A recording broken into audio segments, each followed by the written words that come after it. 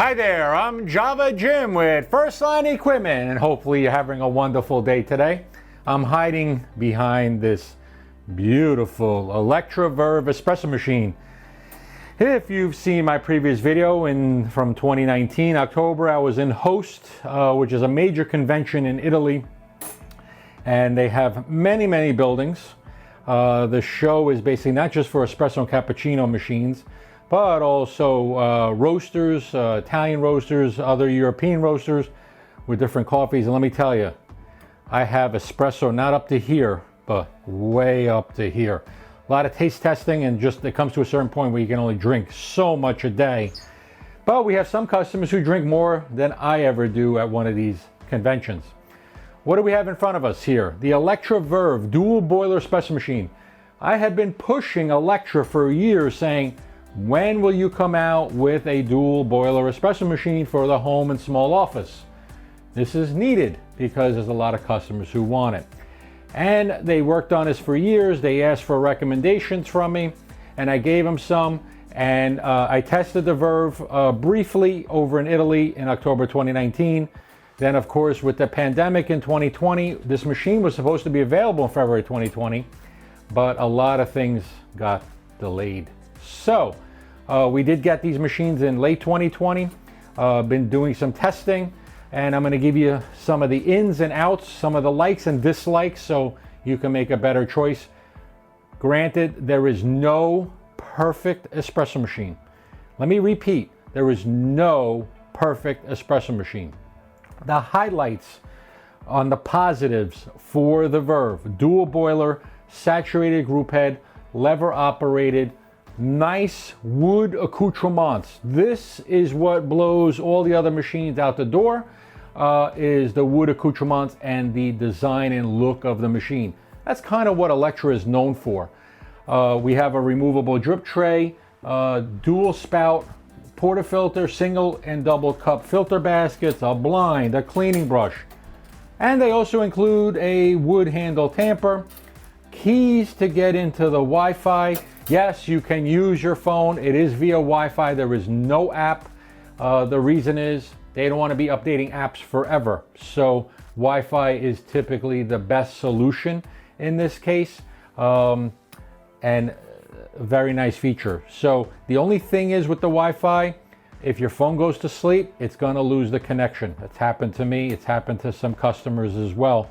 And on my phone, I can't keep it on 8 hours a day because I have one of those El Cheapo Android phones. I'm not a cell phone user or a heavy cell phone user where I need all these apps. So I keep it simple and stupid, which is the KISS principle. We have our espresso riser. If you look here, it's basically has the longer feet on this side. That typically goes to the front. Included in the box, and then this is the standard version. There is a premium version that has upgraded items. That's coming in later in 2021. Just got released in, right now we're in April of 2021. Just got released like a month or two ago. There's always delays getting to the US.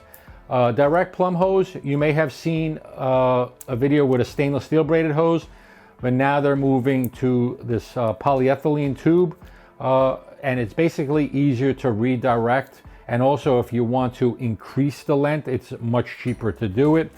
Will it break? I really haven't seen them break unless they're coming into or off the boiler. And even still, I've seen that on machines and they last a very long time. And plus, this is cold water. Drain tube, manual. This manual, and this is a little wrinkly because of all the stuff that I'm trying to learn and use. There's a lot of graphics to understand, and I just wish Elektra did a better job of explaining some of this. And part of it is because of the translation, and also with the pandemic, they were kind of in a rush to get this machine out, and we didn't get the first batch either. That's one thing that I try not to do here at First Line, is bring in the first batch. Now, the downsides. There is no pump pressure profiling. There is a rotary vane pump in this machine. You can use it in tank mode or plumb it in. And as always I say in my videos, use the machine in tank mode. The reason is it discounts any type of issues that may have come up by plumbing it in, because the first thing customers complain if they plumb it in right away, oh, there's something wrong with the machine. Then we go through all this rigmarole and find out it's the plumbing, either too much water line pressure or too little water line pressure. Use the machine in tank mode. Make sure the machine works properly with the water that you're using. So if you're plumbing it in and you have, say, a water treatment system, make sure it's working.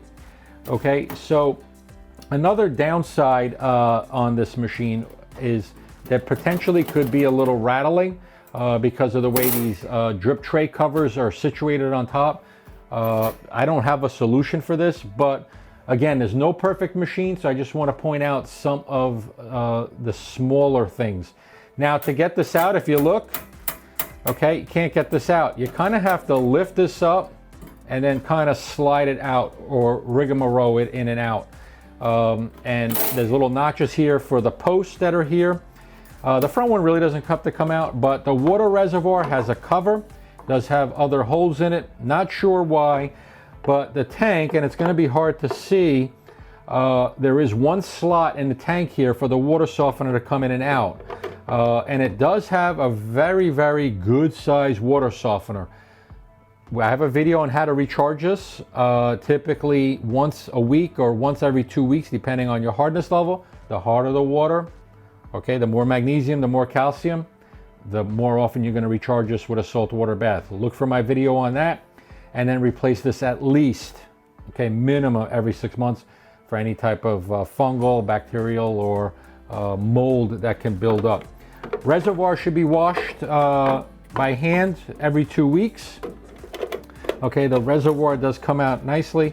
You can remove the softener, and I don't want to get it kind of wet in there, but let's put that out here. And here's a good size reservoir. And hold on a second, let me get this out of the way. And there we go, right there. So, okay, there is a low water level switch on the side over here on this machine. And the programming for plumbing or tanking is actually on the Wi-Fi through your phone. Pretty much everything that you can do except turn on the group head, okay, and turn it off is done through the programming. Now, the other little pet peeve that I have, which you just heard, is the pump will make a little bit of a strange noise when it's getting water through the group head. So some of the one of the reasons, or one of the main reason, is sometimes that water that's saturated will have a little air pocket, so you may hear that.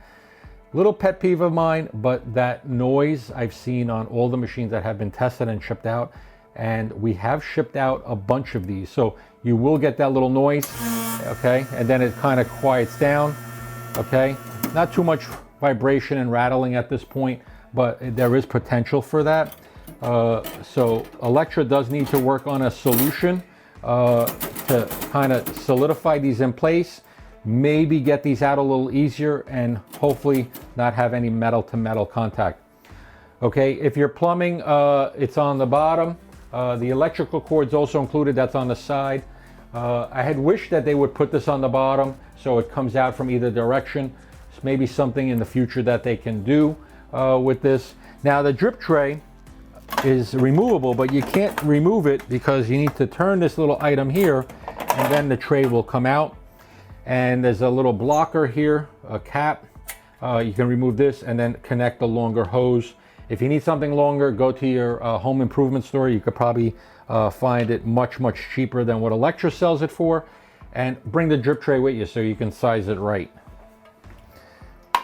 Okay, the machine is 110 to 120 volts. It is 1800 watts. And we're gonna lock this down.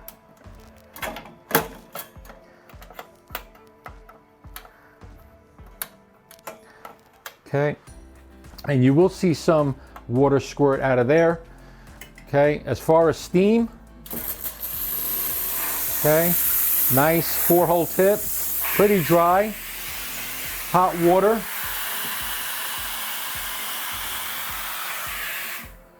Comes out of there, so a very good steaming machine. So now the boiler is refilling with water. So you hear the little noise?